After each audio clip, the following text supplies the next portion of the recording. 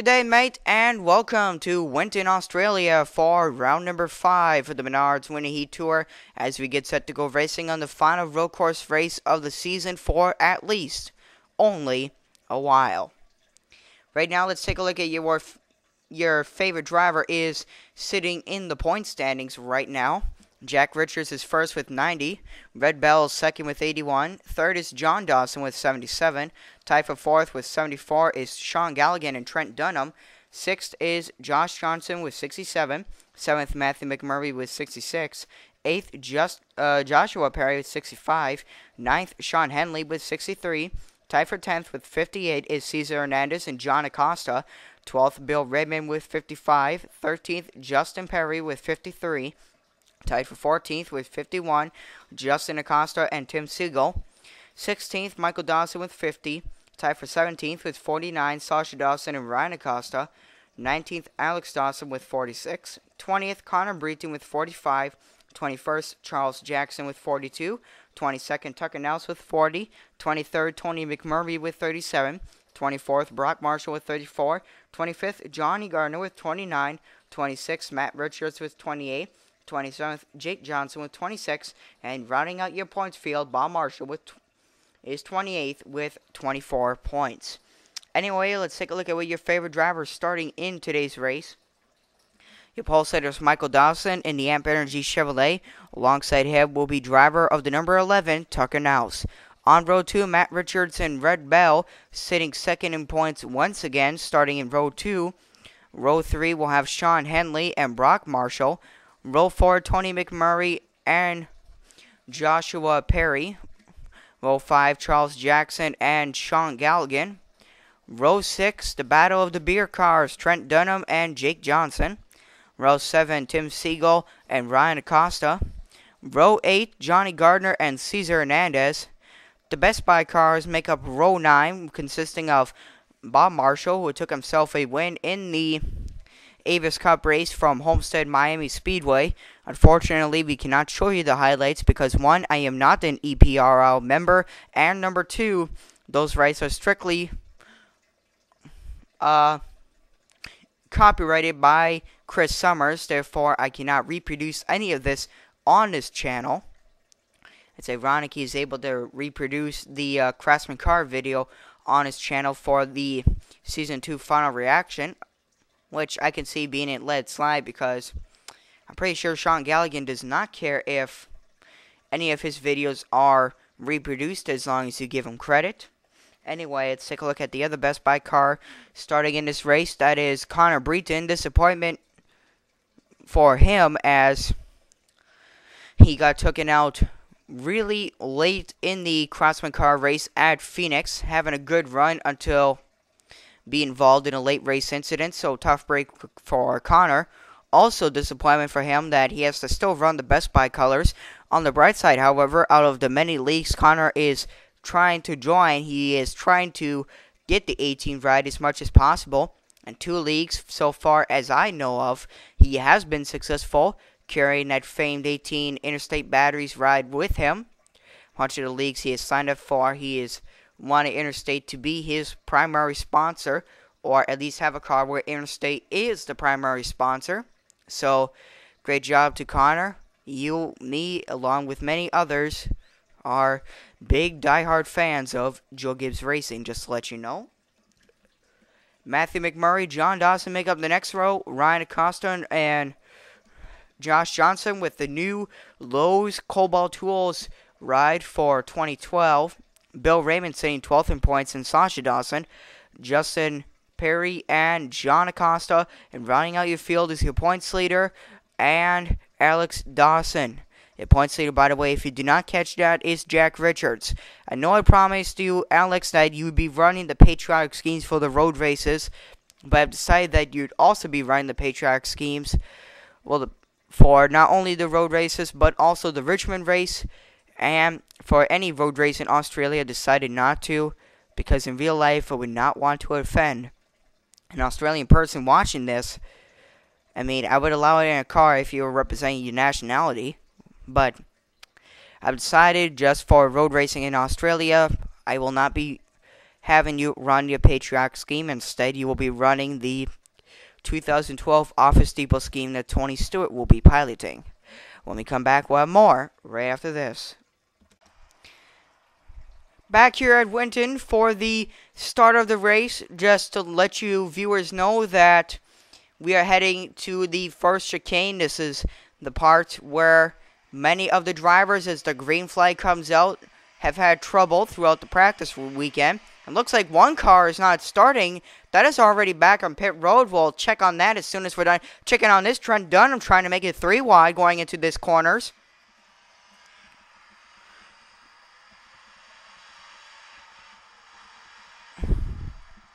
Looks like so far so good. Bill Raymond falling back even farther.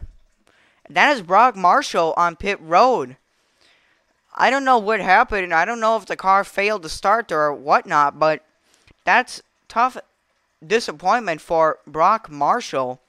He's not going to be happy once this race is over that he finally gets the car to start, or if at all it doesn't start, he's going to be disappointed that he won't be able to start the race. So if that happens, he will get 0 points added to where he currently is in the standings, which will, of course, make him drop further down. Anyway, they're coming back onto the front stretch just as soon as they round this hairpin turn. Michael Dawson is going to lead lap number 1 here at Winton.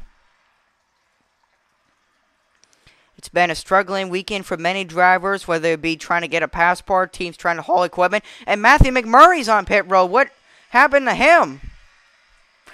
I don't know if he faced a similar problem to what Brock Marshall is, but if that is the case, so we take a look at our score guide right now. It looks like from our race card that Brock Marshall, I wonder if he failed to start the race, or at least did, but then pulled into pit road. And Matthew McMurray, he did start the race, so something is telling me, according to our race card, that these guys will be getting bonus points. Well, not bonus points, but will be getting points at the end of the race because they at least tried to start the race. But unfortunately, tough disappointment for not only Matthew McMurray, but also Brock Marshall. Of course, with Matthew, if you did watch the 4 races of Daytona, coming into the final event, having just enough points to try and pass your points leader, which at the time was Ryan Acosta, who's currently running in the 25th spot. Take a look at Ryan. There he is right now, tailgating Connor Breton. But going into that race, it seemed like in the early laps that something might have went wrong with the car. Looked as if his team did fill the car up enough with fuel. Therefore, let's see, take a look at Matthew McMurray now going a lap down. Did fill it up with enough fuel, and that forced him to fall all the way back to the tail of the longest line. And with that in mind, it was tough disappointment for Matthew McMurray, hoping he could surpass Ryan Acosta. But, oh, Sasha Dawson, what happened to her? She's slowing down. I wonder if she caught the wall. Let's take a look at what happened.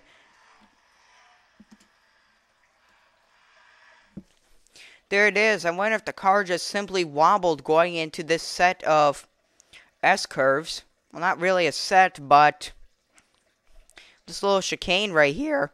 Yeah, it seemed like the car got loose on her, or was picking up that dirty air from Justin Acosta, and around she went. But a tough disappointment for her, and it looked like that Justin Johnson got a piece of it, and Bill Raymond was able to save the car from going into path of destruction. But right now, let's get back to live action. Back here with live action here at Winton, but I want you guys to understand that it looked as if with the wreck that Sasha had taken going into that set of S-curves, this is what brought out the caution. And I think it was brought out because Sasha had just about enough of the car to actually be on the track, and HTFRA officials were worried that they didn't want drivers, especially Justin Acosta. Well, did I say Justin Acosta? I meant Bill Raymond and Justin Perry from actually hitting her. And to avoid that, we're now under a safety car. So, with that in mind, let's give you a top 10 rundown. Michael Dawson is first. Matt Richards second. Tuck and House third. Joshua Perry fourth. Red Bell fifth. Sean Henley sixth. The other Sean seventh. Sean Galligan. Eighth, Trent Dunham. He is tied with Galligan with 74 points, sitting in fourth. Ninth, Tony McMurray. And a good run for Jake Johnson. He rounds out your top 10. We're going to do it Seth Cole style right now and see who is out of the race. It looks as if... Oh! Looks like these cars are trying to find a way back into position, but I don't know what was that. I don't know what some of the drivers are thinking. I don't know if they were trying to reduce their speed so as not to accelerate over the pace car, simply just trying to simply bunch themselves up together. But anyway, let's do it Seth Cole style and see who is out of the race. It looks as if Matthew McMurray is out of the race, as well as Brock Marshall. For sure, he is out of the race with a piston problem. I don't know if he burned a piston before the start of the race. And it looked as if he either dropped a piston, burned a piston. Something went wrong with the car is all we can say. So, disappointment for Brock Marshall.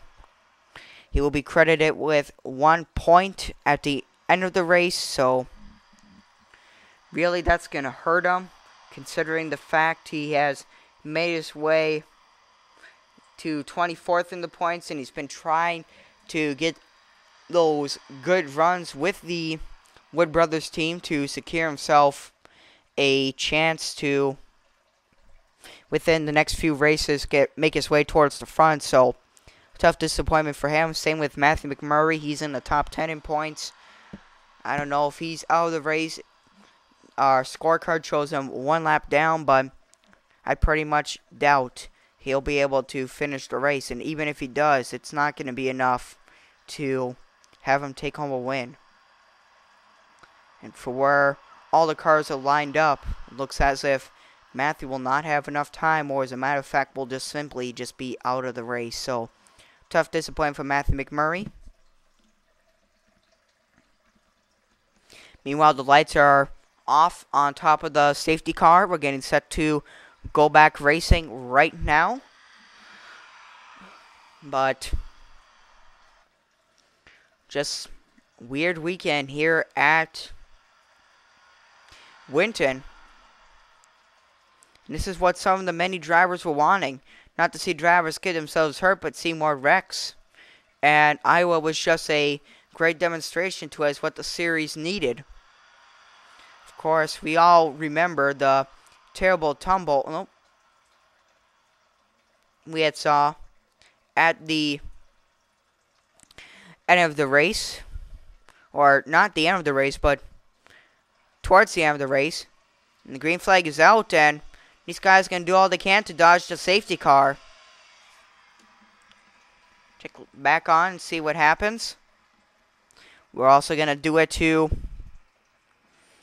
see if any driver goes, oh, there we see Charles Jackson. He's one of those. He smacks the wall.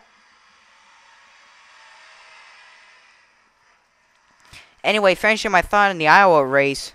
We all remember Justin Perry ended up clipping Matthew McMurray, and I believe it was Bob Marshall was involved in the same incident Johnny Gardner was. And I'm clipping, I believe, Bob and Matthew, and he ended up barrel rolling down the front stretch. So we all remember what happened to Justin Perry, but this is what some of the fans have been wanting to see. And Johnny Gardner, oh my goodness. You see, he makes his way back out onto the track. He clips the wall, the imaginary wall. And oh, you gotta be kidding me. Unbelievable for Johnny Gardner. Oh. Now he's back on pit road. Looks like his pit crew is going to survey the damage and possibly give him the A-OK to continue or just simply say, we're going to load her back into the truck, head back to America, and we'll get him when we come to Charlotte. Only just a few laps remaining, 3 to go. But what an unbelievable weekend it has been here at Winton. Oh, 2 cars. The Bob Marshall and Justin Perry. Looks like they received a little tangle. Let's see what happened to them. Well, this actually is going to be from the rear bumper of Justin Perry. So as to give you viewers an idea as to what also happened to Bob Marshall in that 17 Ford. Looks like the Best Buy colors aren't working out for him as much as they have been for Connor Breton, who's been dying to pick up that STP sponsorship. And there you see just him simply clip the wall, just like Justin Perry's. We're on board with him if you just joined us here in this replay, but looked like it was a harder hit for Bob Marshall than it was for Justin Perry. There you see the other Best Buy car pull alongside, that being of Connor Breton. Let's get back to live action. Just a few laps left. It looks as if Johnny Gardner's day is over here at Winton. And what a crazy wreckfest this race has been. And a lot of the drivers you don't expect to see up front are somehow amazingly up front. Matt Richards looking to become another winner here in the HTFRA. Learning lessons from his older brother, Jack. And I gotta say, of the other many leagues Jack Richards has been in, Jack has been having trouble, but not here in this series. He is leading the points, and he's trying to demonstrate to younger brother Matt how to be a successful racer. And it looks like Matt is taking that seriously. The white flag is displayed. We have one more lap of racing to go. Before we go back and check on Matt, let's take a look and see if any drivers have problems going into this chicane. We talk about it over and over again. This is where many drivers seem to have problems. So far, so good for... Oh, Josh Johnson. He clips the wall, but is able to continue. Is Sasha Dawson getting the same? John Acosta, yes, he does. He's in the wall. Johnny Gardner, he's back on track, so amazing for Johnny Gardner to get back on track. Unfortunately, he is, I believe, 2 laps down is what our scoring chart's going to show. No, he's still 1 lap down, but by the time he gets himself to the start-finish line, the race will already be over. Now let's take a look at Matt Richards. Just has a few more corners to round. He cannot mess this up, otherwise Tucker Nelson, possibly Michael Dawson, will be able to take the victory. But, wow. Learning lessons from his older brother, Matt Richards, just has one final hairpin to round, and he will be a HTFRA Menards Winter Heat winner. Coming into the final corner down the front stretch, Matt Richards is going to win here at Winton. And what an exciting run for this 10 car. Stewart-Haas Racing, they ought to be proud of themselves. They have raised a successful driver. Matt is going to go and give him congratulations. Or I mean, Jack Richards, for that matter, is going to give him congratulations when they go into victory lane. As well as Matt's teammate Alex Dawson and John Dawson. I mean, you couldn't ask for any better event. Except for the fact that many drivers actually had problems. Notably the wrecks we've had in the first chicane. When we come back, we'll have the unofficial results and some news updates. Back here at the Winton Raceway here in Winton, Australia. Let's take a look at where they all finished. Matt Richards in outstanding, superb run for the number 10 team. So they will be going off to victory lane for the first time. With that win, Matt is going to receive all the help he can from not only his Stewart-Haas teammates, but also from older brother Jack as to how to be a successful racer. And if you watch the 4 races of Daytona, you know Jack Richards in the HTFRA got his first ever HTFRA road course win in, I believe, race number 2, driving the Ace Jaguar. But now today he sees his younger brother, who was watching the race at home, finally be able to learn lessons from older brother and finally pull it off here at Winton. Tucker Nellis is second. Third was your pole sitter Michael Dawson. Fourth, Red Bell. Fifth, Sean Henley. Sixth was Joshua Perry. Your roadmaster Sean Galligan. Seventh, Trent Dunham. Eighth. Looks like they may be starting a rivalry in the near future. Outstanding run for Jake Johnson. 10th, Tony McMurray. 11th, Tim Siegel. 12th, Cesar Hernandez. 13th, Bill Raymond. 14th, Alex Dawson. 15th, Charles Jackson. 16th, Ryan Acosta. 17th, Justin Acosta. 18th, your points leader, Jack Richards. Looks like he won't be points leader anymore. 19th, Sasha Dawson. 20th, Connor Breton. 21st, Justin Perry. 22nd, Josh Johnson. 23rd, Bob Marshall. 24th, John Dawson. 25th, John Acosta. Your last car on the lead lap. These next two cars finished a lap down. Appears to me that Matthew McMurray was able to get back onto track, but we weren't able to focus on to him as much as we thought we should have had. So our apologies go out to Matthew, which we thought was out of the race, but was able to continue. Johnny Gardner, another one of those guys we thought wouldn't be able to continue, but was able to. Disappointing run for Brock Marshall. Didn't even get to run the race at all, and sadly will be receiving 1 point in the standings. Anyway, a few news and notes. The points will be posted sometime this week before the Charlotte race, which will be the next race in the venue, race number 6, Back to America. And also know for season 2, we'll be adding the venues for sure. Mid-Ohio, the streets of Belle Isle, Watkins Glen, and Talladega for season 2 of the Menards Winning Heat Tour. Well, that's going to do it for us for the HTFRA television network. We'd like to give sincere thanks to the Australian television network, Aussie Score Television, for providing some of the camera angles, and Brit Sport for also providing additional camera angles. They had their own commentary team assembled, as well as the Australian crew. As a matter of fact, for the British commentary team, Sean Galligan was actually an in-race reporter. As a matter of fact, did most of the commentating for the race, considering the fact he's one of MFN-PRA's most successful commentators within the world of the MFN-PRA. Well, that's going to do it for us. I'm signing off, and we'll see you at Charlotte for round number 6.